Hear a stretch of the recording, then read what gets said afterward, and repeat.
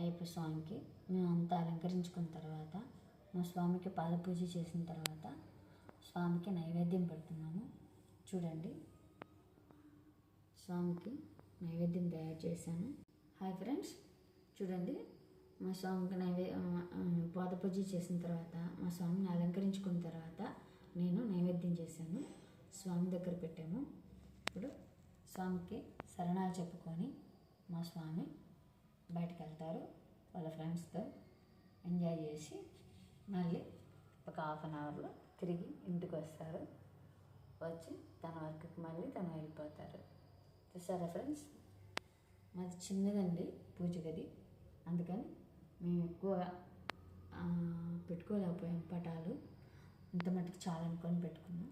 కాకపోతే ఈ సంవత్సరం మా స్వామి 3వసారని పీఠం పెట్టుకున్నారు.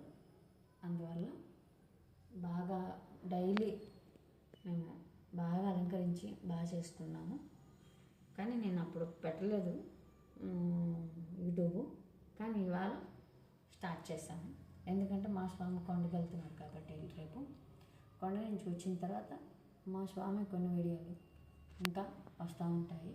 అన్నీ మా స్వామి వస్తాయి, నేను చేయను. మా స్వామి చేస్తుంటే నేను చూసి అవి కొన్ని నేను నాకు తెలిసిన టిప్స్, ఎందుకంటే నేను ఆల్రెడీ నర్సింగ్ చేస్తున్నాను.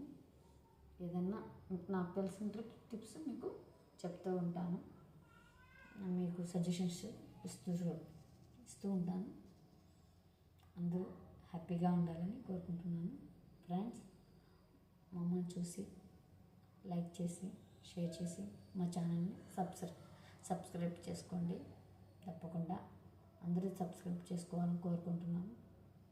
పరం official channel, please share and like, subscribe.